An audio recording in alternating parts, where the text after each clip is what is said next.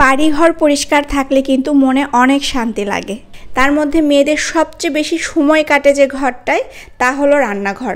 সকাল থেকে শুরু হয় রান্নাঘরের কাজ, দুপুরে এসে শেষ, আবার সন্ধ্যায় শুরু, রাতে ডিনারের প্রস্তুতি, সব চলে এই রান্নাঘরে।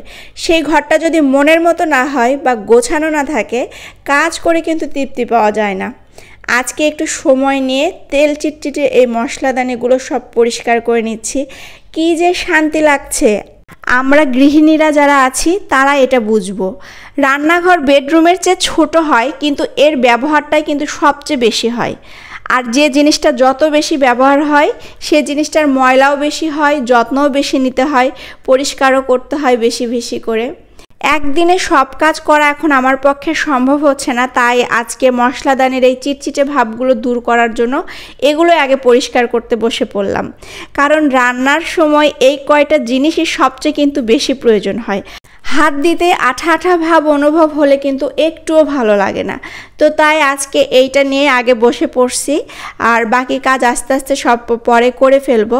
তো এই যে দেখেন কত সুন্দর পরিষ্কার হয়েছে, একদম চকচক করতেছে। আর এগুলো পরিষ্কার থাকলে কি যে শান্তি লাগে।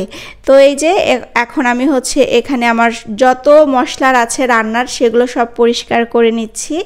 আর এখানে কিন্তু আমি সবগুলো একসাথে তো ঢালা যায় না, এগুলো ছোট ছোট জারে আমি রাখছি। আর এগুলোর মশলার সব কিছু বড় জারেও রাখা আছে, যেমন লবণ, হলুদ, তারপর একটু জিরা আছে। তো এগুলো সব মশলা টশলা যা হয় আর কি।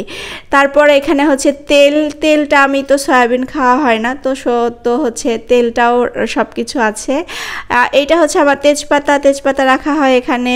তারপরে এই যে তেলের কন্টেনারগুলো, এগুলো তো আরও চিটচিটে হয়, কি আর বলবো। তো এগুলো একদম সুন্দর করে এরকম করে নিচ্ছি। আমি পরে আবার নিচে একটু টিস্যু দিয়ে দিব। টিস্যু দিলে আবার যেটা হয়, আর নিচ পর্যন্ত একদম আঠা আঠা খুব কম হয়, আর অনেকটা দেরিতে অবশ্য আঠা আঠা হয়। তো এই যে তেলের এগুলোও, গাটাও, এগুলো সব পরিষ্কার করে নিচ্ছি। আর এইটা করতে করতে আমি আগে রান্না উঠিয়ে দিছিলাম আর কি। তো সেই রান্নাটাও আমার ওইদিকে হয়ে যাচ্ছে, আর আমি সাথে এই কাজটাও করে নিচ্ছি।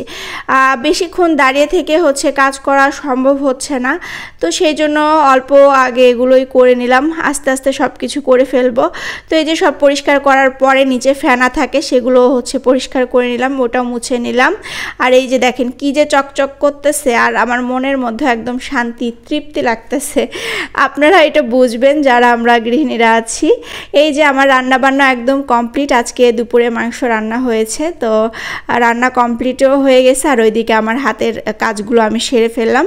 সব শেষে আজকে আমার এই রান্নাঘরের টুকিটাকি কাজগুলো আপনাদের কেমন লেগেছে অবশ্যই জানাবেন। আল্লাহ হাফেজ।